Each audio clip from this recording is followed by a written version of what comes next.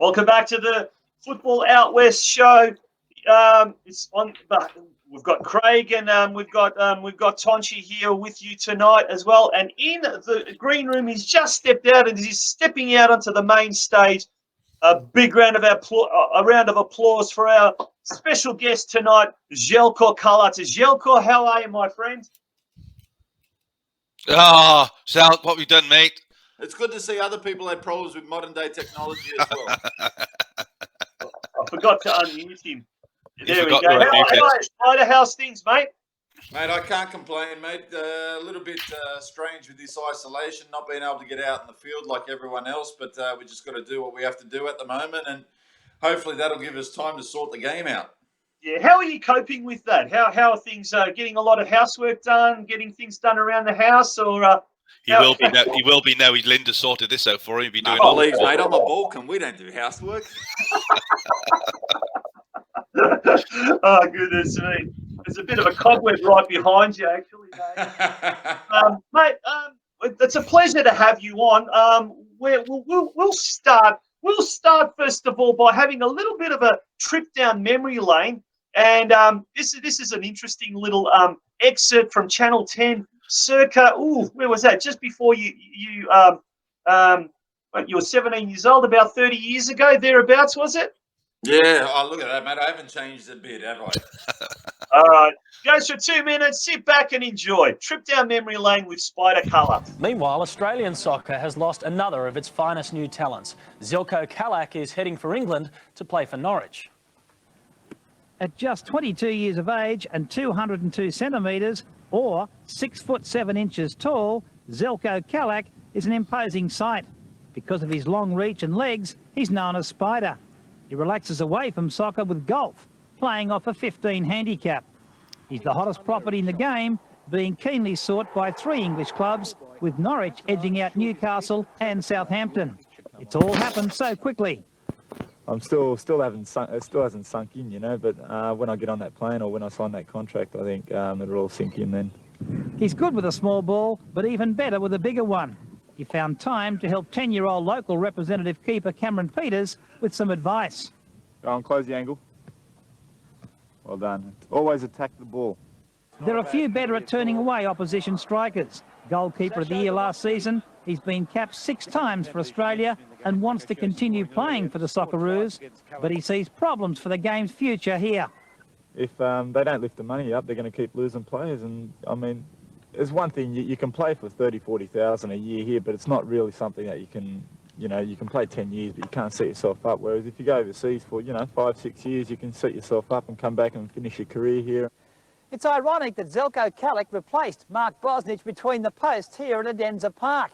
Bosnich's success with Aston Villa in England has proved important to Australian soccer and to Kalac. Mark Bosnich has been a sensation at Aston Villa with his spectacular saves. He's the one that's really got the English public eye to say, well, geez, Australian players are as good as our ones over here, and maybe the goalkeeper. So I really got to thank Mark, and I think anyone who doesn't is crazy. Kalac played his final game for Sydney United tonight in their National Soccer League clash with the Melbourne Zebras. He goes from receiving $40,000 per season here to earning between $4,000 and $5,000 per week as a professional in the English big time.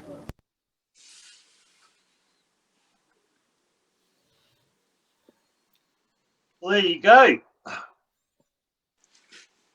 Well, there you go. The things that I said back then still stand for these days. So I hope your golf's improved. We've changed nothing. I was going to say, in 30 years, has that golf swing improved, or it's still, like the way it was then? By the way, did you see I was playing in flip-flops? That's how good I was hitting them. Unreal. You're lucky up there in New South Wales. I think you guys still have got access to the golf courses. Down here, it's all part of the isolation therapy. You're not allowed to go on the golf courses. Unbelievable. Well, mate, we got fishing. It's called a sport here, so you can go fishing as well. Yeah, haven't got that. Victoria, the nanny state, eh? New South Wales, mate, #1. Zeljko, let's talk about the NSL in those days. So, the reporter there said you left from a $40,000 a year gig to one where you'd be getting $4,000 or $5,000 a week. Money aside, let's talk about the quality and the standard because, you know, a Mark Bosnich was a Sydney United or Sydney Croatia at the time. You came along then. And some of the other players that you had back in those days were just amazing, just absolutely, you know, incredible. Tell us about the NSL back in those days. Look, I think the NSL was fantastic because it actually created an environment for young players to train with the senior players and gain experience. And then if you were good enough, you actually got an opportunity. And to get that opportunity at such a young age to play with, like, you know, I was lucky enough to have Arnie and Robbie Slater and Manus Lamont, Jimmy Patikas, Alan Hunters. You know, these guys, you know, were all a part of our team, plus the great foreign players that we had, like the Petkoviches, the Prusacs, the Zeljko Urins, Vedran Rosic. So, you know, there was fantastic players, and you could actually learn from them and develop. And that was the key, I think, about young players getting an opportunity back then, because clubs actually looked at it as a way to make money. So to give the young players the opportunity to develop them and then hopefully to sell them. Back in the day, obviously, so you made the move to Europe. You've made the move to Europe. You're what, 17 at the time? Did you say? Yeah, 17. How did that feel like? You know, was it sort of a lot tougher than you thought it would be? Was it something that you were?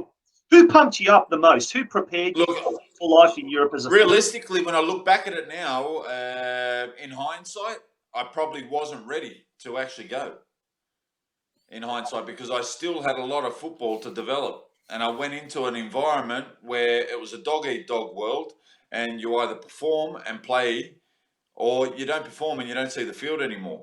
What I should have probably done is stayed in Australia a little bit longer and got more games under my belt and went as a fully furnished, developed player. Where what happened with me is I actually didn't end up going to Norwich, I ended up going to Leicester. And then I ended up coming back because I had work permit problems. Because back then it was, you had to play 75% of the national team games. Australia was ranked 100 and who knows what.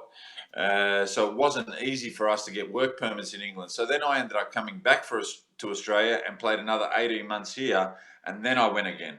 But it's really interesting you said there, and I've got a thing of some stuff that I've some research I've done on you, and you said here I also probably went to Leicester when I wasn't quite ready. That's a real big thing for me over here because you know, I hear a lot from players who are 15, 16. Oh, I'm going to go and play NPL. I'm going to go and play there. I'm going to go and play there. And sometimes, you know, I have to say as a coach that you're not ready for that yet. You know, stay with us, develop for another year, develop for another 2 years. And, you know, when your time's right, something will happen. Football's a very small game, regardless of the size of the world. It's a very small game and people talk. What's your thoughts on that, on players, you know, probably staying at clubs a little bit longer than they do? I think they flip from club to club to club and actually don't learn anything in those early years because they're too concerned about, I want to be playing for X team and not staying where they are, where they're actually being coached to play. Well, I've got a real big belief in go through players' careers and you'll see players that have played at a club for 4 or 5 years and haven't changed. There's a reason for that. And players that change and go club to club each year, there's another reason for that. The ones that jump clubs each year, they're not loyal people. They're just going to chase the money. Or there's always problems with them. So they end up playing for 15, 16, 17 clubs throughout their career. The players that are actually loyal, that don't cause trouble, that train hard, that are good players, they actually normally stay at clubs for a long period of time. Here in Australia, we have this thing, and I blame agents for this. Because they send them overseas because they're looking after themselves. Like a lot of people in Australia, it's all about self-interest. It's not about the game, it's about self-interest. I've got to get this player out of Australia so no one can make money on him and I can make money on him. And this is one of the biggest problems we have in Australian football. The agents are tearing the game apart and they're making the dollars by getting these players overseas. But when these players get overseas, they're not developed. They're not equipped. They're not equipped for it. No. They're not ready to play. No. So then what happens? They go into an environment, they get them in there somehow, and after 6 months, they're begging to come back to Australia because they're not good enough to play over there. Yeah, we had that exact conversation last week with Maury. Around that, you look at all this, a number of the Australian players that have gone to Europe, to Holland, to Belgium, to Germany, and how long they actually stay there, and how long before they're back playing in Australia for one of the clubs here in Australia. And I think more and more could be done with these players, whether it's the players, as you said, a lot of it might be down to the agents who are quite just looking for a quick buck while they can, and that's wrong. That says a lot about football in general, and it's not just in Australia, Spider. It's across the world. I've spent the last 3 or 4 days watching so many documentaries on Amazon Prime, and it's rife right across Europe. So it's not just here. But I think there is a big thing to say where, players need to learn their stripes before they can walk. 100%. And you know what? We have to change that attitude as well. And the players have to start getting the right feedback. And this is very disappointing for us guys that we actually went over there when it was really difficult for Australian players to make it in Europe. Like really difficult. These guys now, it's actually easier for them to make it in Europe because they've actually got a platform of players that have played at a very high level. And when coaches over there go, "Oh, you're Australian," they go straight away, Mark Viduka, Harry Kuhl, Schwarzer, Bosnich, Craig Moore, the list goes on. So it's actually a little bit easier. When we went there, they say, "Oh, mate, you're an Aussie. What do you know? You play with kangaroos." So it was really a lot harder. Now, I think the players need to have a platform here to actually develop and get games. That's another big problem because, the A-League, they have squads of 23 players. Every club's got their scholarship players. So then all of a sudden, it's not 23 players. It's realistically every club in the A-League's got about 13, 14 players because the other ones are made up of kids that aren't really ready to play. Those kids should be going into the State League. But they can't go in the State League because the A-League clubs won't loan them into the State League. And the other problem is a lot of the State League coaches won't play the young kids because they want to keep their job. So it's all about self-interest. There's nothing to do with developing the game. Now, Spider, you've had, you're an authority on all of the three, I guess, let's call them phases of Australian football in the last 2 decades. The NSL, you played as a player. The A-League, you were involved as a coach, and now with the NPL as well, you're involved. So if anyone can talk about all of those different elements, it's certainly you. Mate, I'd love your opinion regarding what's the problem at the moment with the structure of the game here, because this is something we're going to ask you a bit later on. But is it, like when we talk about player development, is it the fact that the salary cap's a big problem? Is it the fact that there is no transfer fee? That was something that we talked about last week. Is there other elements that, why aren't the clubs loaning out then their players to the NPL system? As you say, is it self-interest? What is the crux of the problem at the moment from that player development point of view? Well, all of the above. The biggest problem is, first and foremost, is youth football, youth development. So we don't have categories. You should have the best kids playing against the best kids from 13s, 14s, 15s, 16s, and teaching them to win and be competitive.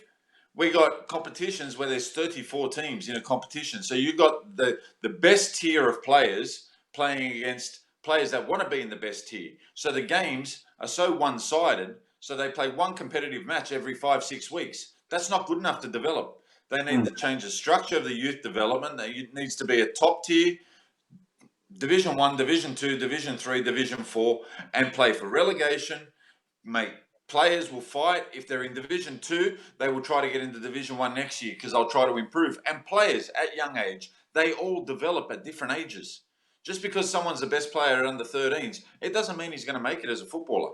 Let me give you the tip. A lot of players don't develop until they're 21, 22. But those guys are not getting an opportunity to develop because the A-League clubs are having to make a decision by the time they're 19 whether they keep them, because as soon as they're 20, they're too old. Then they've got to go back in the State League. They've got to be lucky to find a coach that actually helps them develop and go to a club that actually has a footballing philosophy, or they get lost in the system. Yeah, you're absolutely spot on. It's a big problem. That age 19, Probably less than that. Probably 18, 17, even 17 through to 2021 is it's like a black hole for players. You know what? You're spot on. 17, 18, 19, 20 is like the black hole. It's a black hole. They don't know. You know, if they're playing at an A-League club, they've been let go. They think they're not good enough. Then they lose interest in the game. Then they go and play in State League 4, State League 5. You know, and then it takes them 2 or 3 years to get some kind of normality back. And as you said, a lot of these coaches, you know, certainly in the State League 1, there's a number of clubs that haven't got that philosophy, but there's a lot of clubs that have got a footballing philosophy where they say, okay, we do want to generate players because it's going to cost us less in the long run if we develop our own players and have them coming through the system. But the reality is a lot of coaches lose 5 games, you're out of a job. Correct. But you do know what our biggest problem in Australia is? What's that? There's no academies, and there's no academies in the A-Leagues. Budget. Everything is about money. Everything. And our budget is too small because our best coaches should be coaching at under 11, 12, 13, 14, 15, 16, 17 to develop these players. Do you know what our coaches get paid at that age? Mate, maybe if you've got a father who's played at some level, he does it for free. But if someone else does it at state league level, $3,000, $4,000. So then you've got a lot of imposters out there that are starting their own academies. They wouldn't have a clue what it takes to get to the highest level, that are actually robbing people. They're robbing parents. They're robbing the kids. They're robbing everyone. So everything is about money in this country. Money, money, money, money.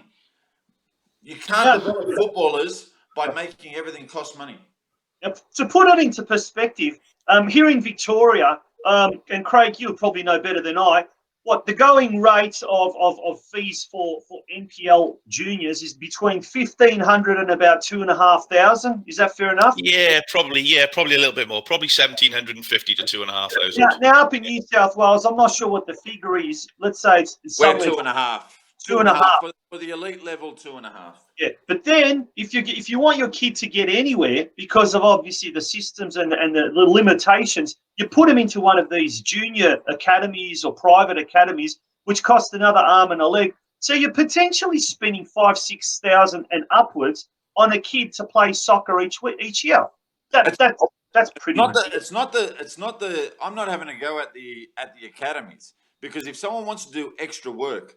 The best players in the world have always done extra work. The problem is if these players play in these academies, they don't play against the best level.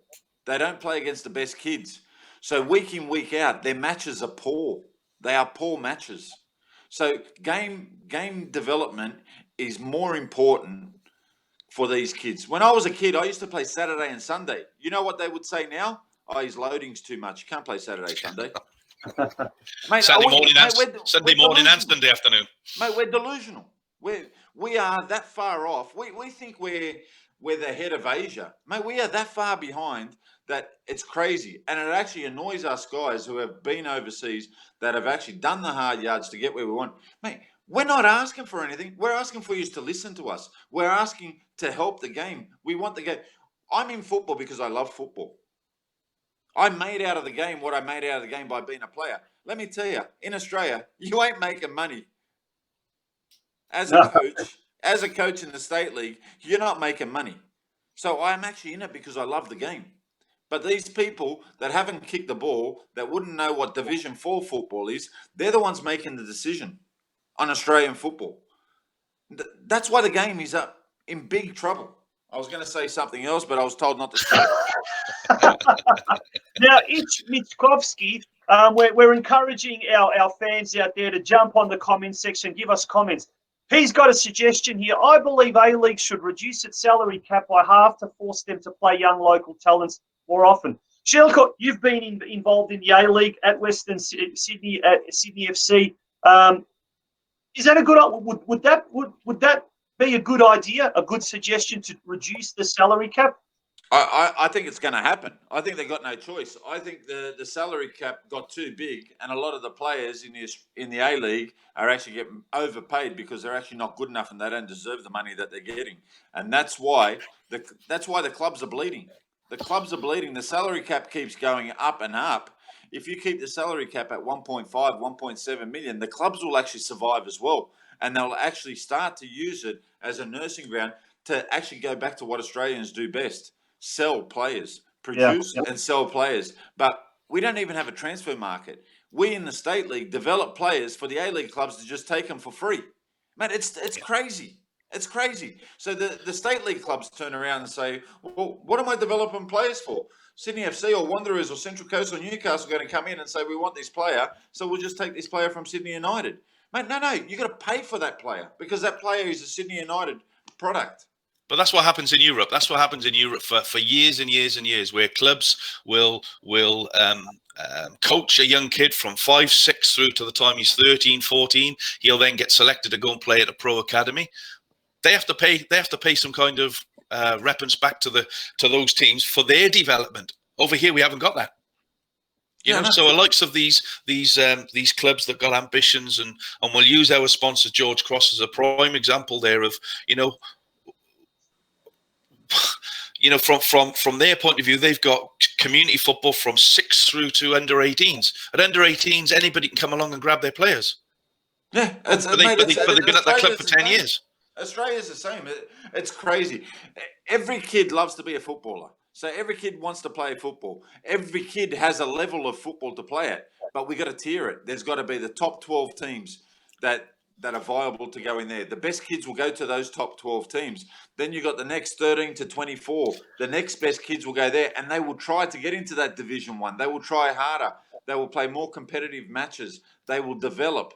Mate, we don't play enough games. Our kids play something like, seriously, they play in New South Wales. They play 34 games, I reckon. And out of those 34 games that they play, I reckon there's about 8 competitive matches. Well, we were speaking the night before last, I think it was, and we were talking about the UK. And Cardiff City under 10s academy are playing close to 100 games a season. 100 games a season. Yeah. You know, I'm a coach at an NPL club. We'll play 33 games this year. Well, we actually won't play 33, will we? But 33 as a season. So look, there's a lot to debate on where football is. I think we could be here for hours. And Craig, one for you, mate. One for you. One of your Welsh compatriots, Matthew Palmer. Yes. So he must be tuning in from the other side of the world. So this is a very, very, very important question. Welsh football grassroots isn't given enough financially. What is this like in Australia, please? Just would like to see what the other side of the world are at in terms of progression with the youth. Craig, you're very well versed in what both is happening. Tell us a bit more. Yeah, well, I know Cabbage very well, or Matthew as he's more commonly known. Cab, just to let you know, mate, it's no different here to it is in the UK. In fact, probably Wales are probably looked after far better than the young players in Australia. As we know, in the UK, young players from 6 to 18, even seniors, they don't pay a registration fee. That's all done through the clubs, through sponsors. So all of a sudden, an 8-year-old who's paying a 13-year-old who's playing $2,500 a year to play at the NPL in Wales, they pay nothing. Craig, is that an echo on your end? We're hearing two Craigs. No, nothing from my end, mate. No. So no, I can just hear an echo. You don't want to hear two of me, do you? No, that's for sure. Yeah. There you go. Sam Mihailidis says under 10 Cardiff 100 games. David Markovic says it all comes from parents' pockets. That's an interesting one. Yeah. Maxi Centich raising very valid points about player development tonight. I believe Australia has lost its way with player development since the A-League started. We don't see young players going to Netherlands, Belgium, Germany, Italy, and England as much as they used to. Now, Zeljko, you actually know quite a fair bit about some of the under-17 boys, or the pick of the crop as far as our national under-17s are. A lot of the ex-Sydney United legends, Milokovic, yourself as well, they've got boys now coming up through that rank. Some of those players are now actually going to England bypassing the A-League. How much of that is a problem, or is there an opportunity for these kids? And if they stayed in Australia, would they not be able to progress? The problem, those kids are not ready to go overseas. They're actually not ready to go overseas. We need to fix up the back hole here, because if we don't fix this back hole where these kids are playing 60, 70 minutes, they're going to keep going overseas because they have more chance of actually going to a club and playing off an opportunity. You know, there's guys that are in their 20s and 21s that are in the A-League now that were in the under-17 Australian teams, the under-20 Australian teams. If I tell you, if you go and have a look at their record, they've played about 9 games in 3 years. So how does that help his development? How does he become a better player? He can't. Absolutely not. That's a real concern, isn't it? We're having some audio issues here. That's what I think. Hello, guys. Are we back on track? I think we have. I can hear us. Yeah, I've got you, but it's not an echo from my side because I just turned my phone off. Yeah, I can hear us. Anyway, getting back to the point that we were making. So then now a lot of the cream of the crop are being forced overseas because there are no opportunities for them to play football here in Australia, yet they're not ready to go overseas. So it's a real issue, isn't it? Well, it is. And you know what? The Australian under-17 team, you know, they probably don't get it. Look, it's hard to say, is it the best players? It's not the best players. Everything comes down to coach's opinion.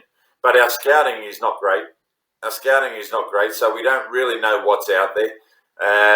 The amount of matches that these kids play at international level is probably not enough. We lose a lot of development time there. I think there has to be a closer link between the A-League clubs and the state league clubs. I think these kids that aren't quite ready for the A-League, because at the end of the day, if a kid is 18, 19, 20, I would expect that a 27-year-old that's been in the A-League for 7 or 8 years is going to be more prepared than a 17, 18, 19-year-old. Mm. Yeah. But when that kid gets to 27 like that other A-League player, he'll be in the same position as the next 17, 18, 19-year-old player coming up. So we need to feel like, or we're going to keep losing some really good talent. And whether that is, we probably won't even lose them overseas. We'll just lose them from football completely. So what is the option for us then? So if we look at that as an example, then do we make a state league one a 17 to 21-year-old age group, and that's where they play? That's where they home in on their development.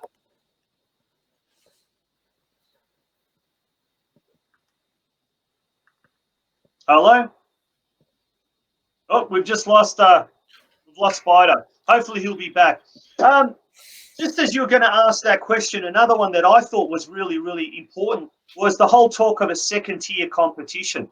The second-tier competition, that for me, that is going to be the key. Whether or not we can actually instill a second tier that is going to promote youth, best young talent, and it's also going to stop this recycling of players. I think the recycling of players in the A-League, where you've got some players that have played at 5, 6 clubs, that's just not on, is it? No, it's not. And I think something in Peter Philopoulos's his statement says that, with recent suggestions, a possible rebuild of the game could be close. Philopoulos believes a national second division and connected football pyramid will be the reality of the near future. That's something Football Victoria are very big advocates of. We're working with the FFA closely to try and deliver that sooner rather than later. So, he's, again, we go back, he's come out and said categorically that the second division has to happen. Now it has to happen. So you can't go out and put statements like that it needs to happen, it's going to happen in the near future, and then go back in it. We have to have a second tier, whether it's, as Rob said last week, it hasn't got to be a national second tier. It could be a regionalised second tier where we get the top clubs in Victoria, maybe 2 or 3 from Tasmania, maybe one or 2 from South Australia, flying in to do their games on a weekly basis. I don't know how it would work and what the surroundings of that looks like, but that's what needs to happen. But even that talk of, you know, in America, for example, they do it very well. In America, and Zeljko's about to join us, I think. Mate, you wouldn't there believe he it. is. I've actually worked that out myself, how to get back on. No, you didn't. I did. I swear to you. not a I've done it chance. myself. There is hope. There is hope for him yet. Well done. Now, whilst you were gone, I reckon it was just a nice way of saying you had to go to the toilet. But you could have told us. We could have kept the shit going. We started talking about the importance of the second division. Now, I'm going to bring up one comment, and this guy is he's very smart. He's got the same surname as me, Rado Prusac. All this talk highlights why we need a second division ASAP. Gives young players an opportunity to play senior on the national stage. Very important. The distance, is that an issue? No. The budget, is that an issue? Budget. The second tier, Budget. can a second tier survive in Australia? Man, the A-League can't survive. The A-League can't survive. How's the second tier going to survive? So what's the options? What Are there options? Look, I think the setup at the moment is not bad. It's not bad. The A-League, we all know it's the pinnacle of Australian football. All kids aspire to go to the A-League. Great. We got to have a good pathway through the state league to get these kids to the A-League when they're ready to be in the A-League. So what's happening at the moment is the Melbourne Cities, the Victories, the Wanderers, the Sydney FCs, they're taking all the best kids from all these state league clubs that are developing these. Let me tell you, the state league clubs do a very good job at developing kids. Mm-hmm. If the A-League clubs would leave those kids at those state league clubs, those kids would probably be playing first grade state league at 17, 18, 19. Then they can go to A-League when they're 20, 21, 22, when they're ready to go. Instead, they go to these clubs and they think that they're going to actually develop the players better than state league clubs. But these state league clubs have been doing it for 40, 50 years. The A-League's been involved for 16 years. I can't add any more to that.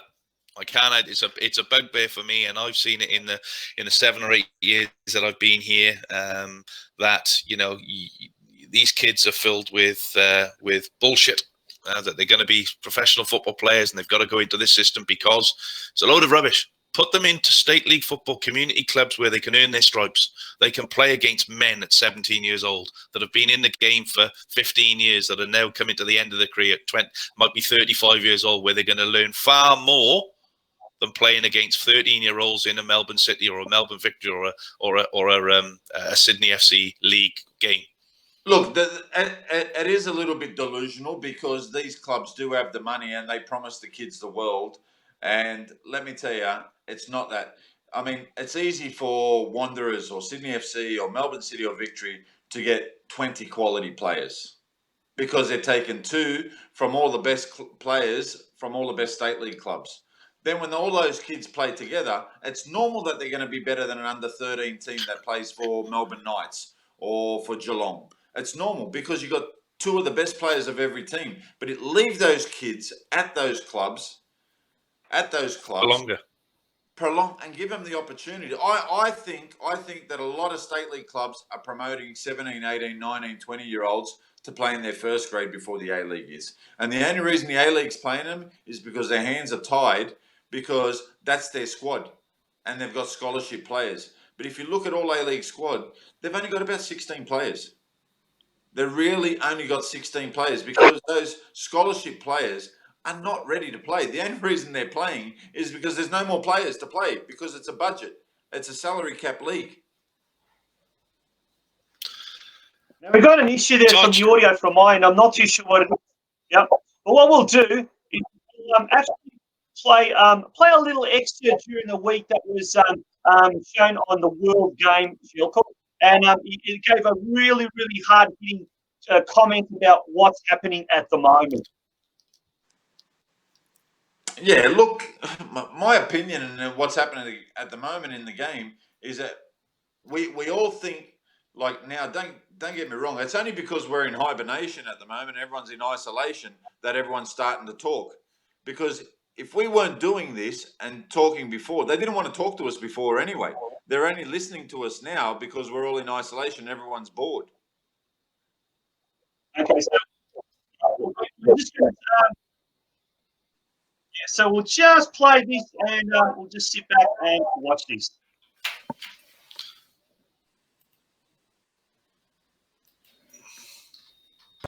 You know, we got to be stupid. Seriously, we got to be stupid, because if you have a look in Europe, you know, I was watching the other day Juve. They got Pavel Nedved is a sporting director. I mean, that brings respect. If we go through, I'm not going to drop names, but if we go through in the A-League, the people that we have in charge at certain areas, mate, it does show why we are where we are. You know, we've got very, very good people that have played at very, very high levels, that have great experience, that can't get a look in the A-League. We need to change this, and we need to change it quickly, because we need to use those people's knowledge to actually make the game better.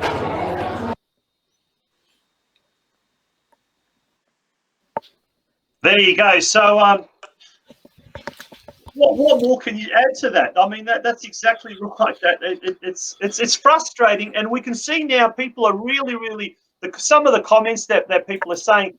They you know, here's a good example.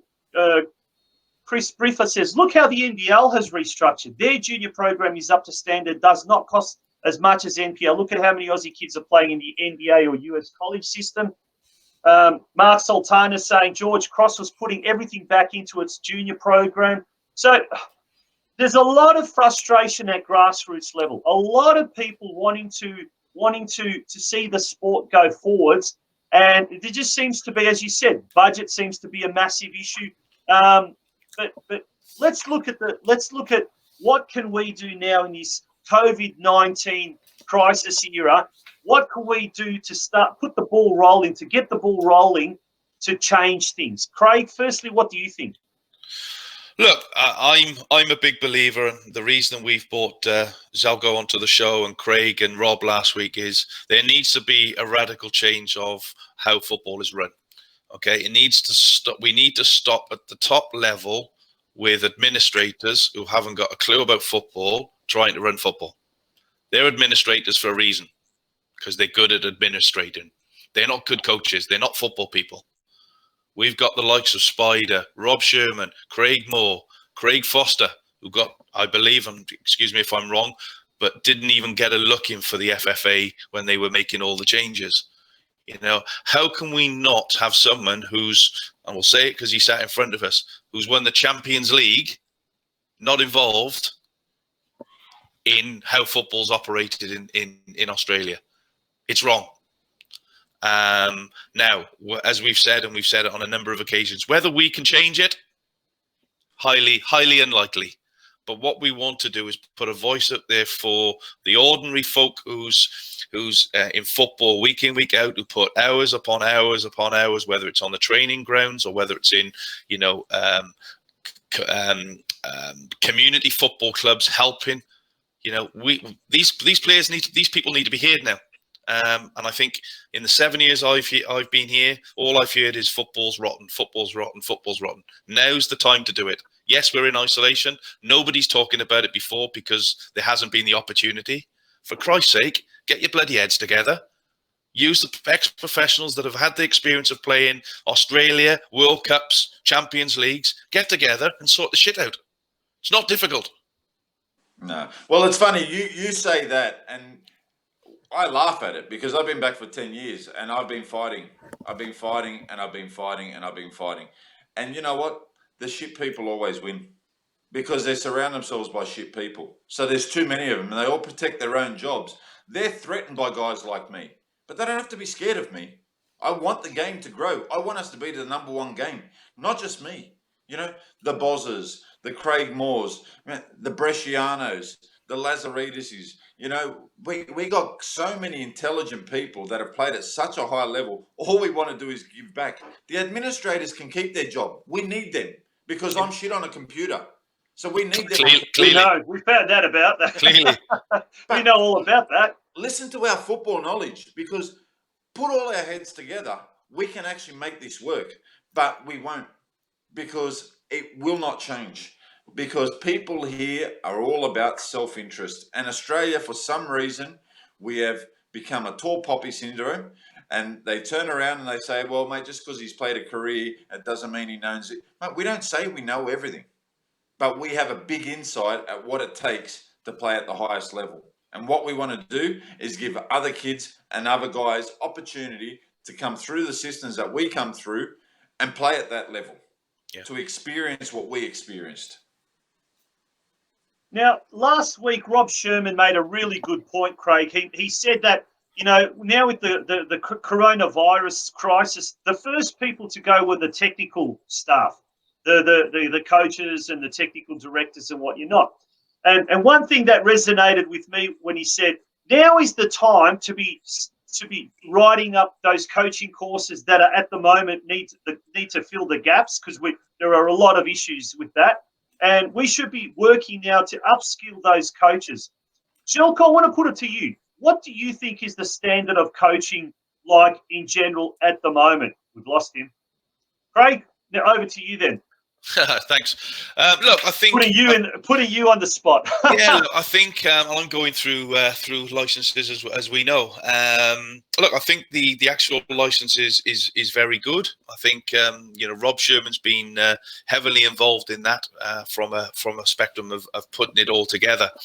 You know, you just said that I think New South Wales stood all theirs down last week or the week before. Victoria have done the same. They're the people that we need in jobs. They're the people that need to be sitting around a table and discussing the football future, not the administrators and the pen pushers who all about the money side of it. Yes, money's important. Yes, it is. It's categorically important, but it's not as important as the future of young footballers who want to go and strive to be the best they can. Now, if we're taking the technical coaches out of the game, then what does that tell you? It's not good. Then you're playing off the cuff. Yeah. So before I dropped out there, so if you tell me in the A-League, and I'm only saying about the A-League, so the A-League's been 16 years old, how many foreign coaches have won it? Good question. 2. You count it on one hand, huh? 2. There you go. 3. 2 of them were at Sydney FC, and Amor was at Adelaide. The rest have all been Aussie coaches. And if you have a look in the past 10 years, it's been the ex-players that have turned into coaches that have developed their traits here and been successful. Muscat, Graham Arnold, Tony Popovich. And you worked under Tony Popovich at... I worked under Arnie and Popper. Yeah.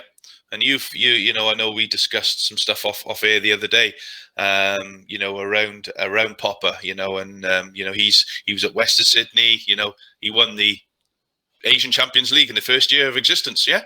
So now he's at Perth, but between then you had a stint at and we'll cross over a little bit now, but you had a stint in Turkey with Popper. Just want to, before we go back into that, I just want to touch on what was that like for the month you were there. Oh, no.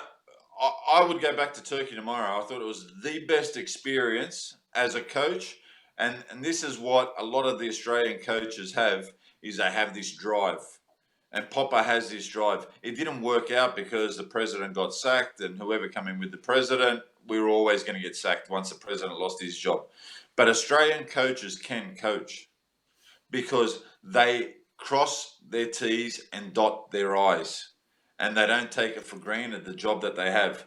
And Ange is a perfect example. We disrespected Ange here in Australia. And we threw him under the bus because of what? Because of what people wanted. It was all about themselves. It wasn't about Ange. It wasn't about Australian football. It was about people being selfish. And they got rid of him. And we lost a fantastic coach that changed the whole idea of Australian football. But because he stood up to him, they got rid of him. And look what he's doing now.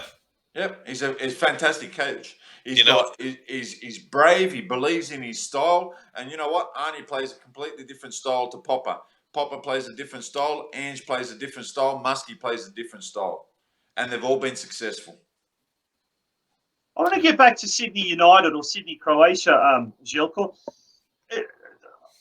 From those late 80s, early 90s, it's just like a golden generation of coaches, commentators, people who knew their football are getting involved in the sport here in Australia.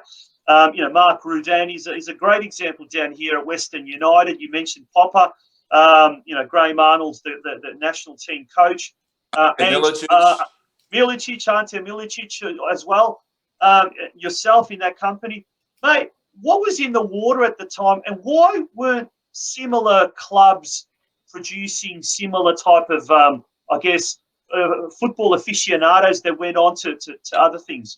You know, the one thing about Sydney United in the DNA is to play football. Always been in the DNA to play football.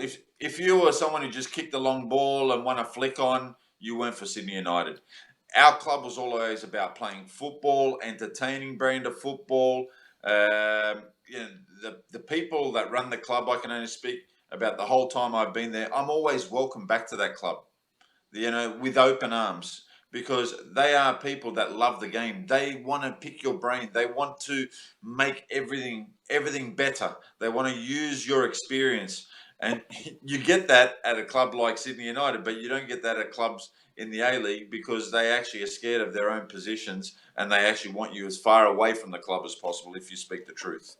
What about the dressing room, like the dressing room atmosphere just before you left to go overseas, and even compare that to now as coach at a Denzel Park?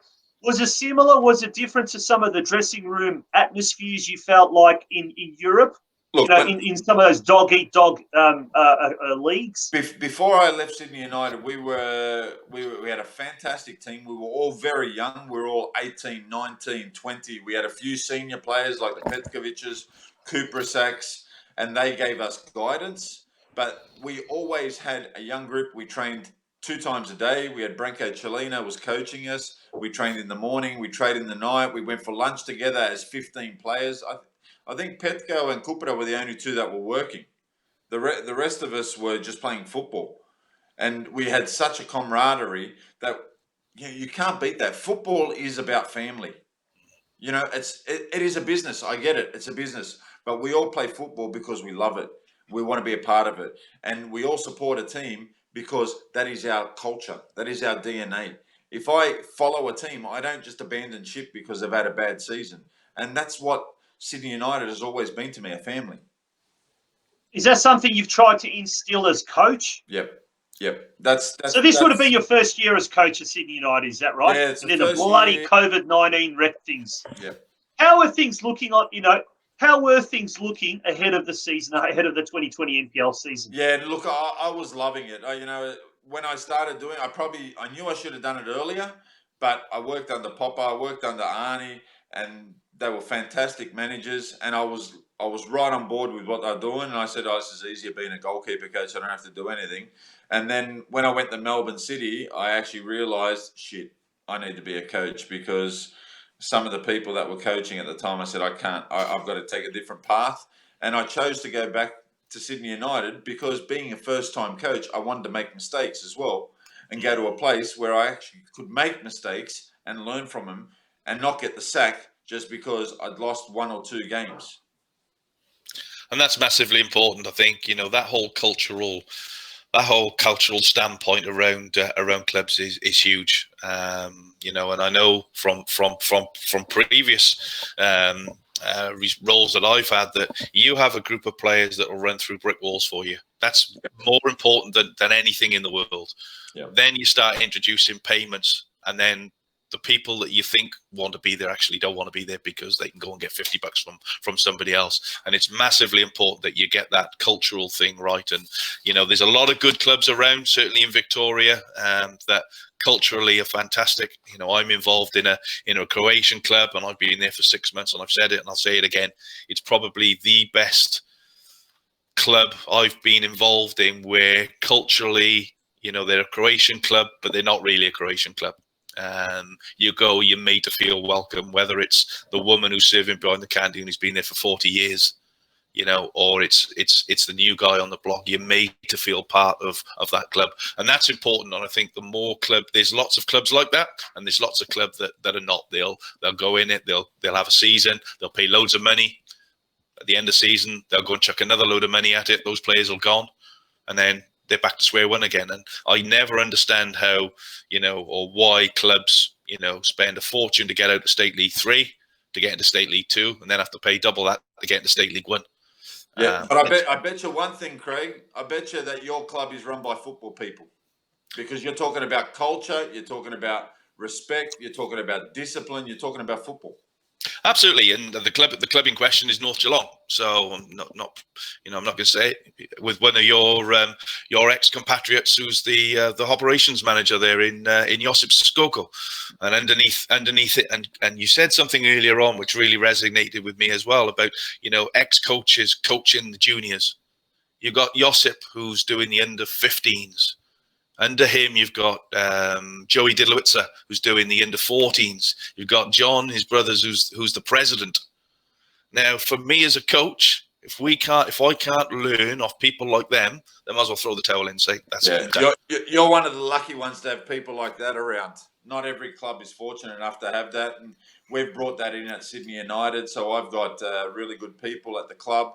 I'm lucky to have a president and a sports director that agree with the DNA and the philosophy that we want to play, and we run it the whole way through the club. And we've got first graders that are aspiring coaches that are coaching our 13s, 14s, 15s, 16s, so they implement the stuff that we implement. So that's the way of having a philosophy, and that's why I say you got Stokes, who's played at the highest level in Europe. Ask him how many times he's been asked, how do we fix Australian football? They don't even call him. Yeah. Mate, the guy's won a championship with Genk, for God's sake. And, you know, they don't even speak to people like this, but we speak to people here in Australia who have played 3rd and 4th division, and they're making the decisions. Must spare me, seriously. Well, there's a photo of Josip, and look, mate, you can just see arms outstretched. That's a winner. That's someone who wants to win at all costs. And, you know, Craig, you know him. Zeljko, you know him. I know him. He's one of those players, people that he just wants to not just maintain the status quo. He wants to be there and take things to another level. So I think that the moral of the story is that there are so many ex-players who have played at the absolute highest level, and they don't want to maintain. They don't want the status quo. They want to take football to another level. And it just seems that there's so many things working, not just against them, but against every one of those good people around Australia that you talked about, Craig, that's involved in the football clubs. Chris Briefer once again says something. Ask Spider if it's worth getting a ticket of ex-players to overthrow the FFA board. Well, I guess it's been tried in the past. Craig Foster, there was talk of him getting it, but then he stepped down when he saw that the numbers were up against him. Yeah. Is it a dirty game? Is it a dirty game, the game of politics in Australian football? Well, it is. And you know what? Sadly, it is. We're outnumbered. They're threatened by us. Well, they shouldn't be. They are threatened and scared because we tell the truth and we actually expose them, and they don't like it. They actually don't like it.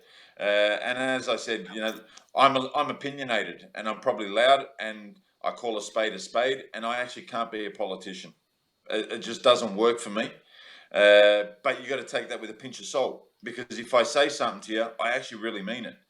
Where these guys don't like to hear the truth, and they just keep us far away. Look, I hope James Johnson comes in now, and with everything that's happening, that we can really change the game. I doubt it. I doubt it, and I don't want to be a skeptic. Why is that, Zeljko? Because mate, James is the football man. He's played football. Too strong. The state federations are too strong. They don't give a yahoo what the FFA say.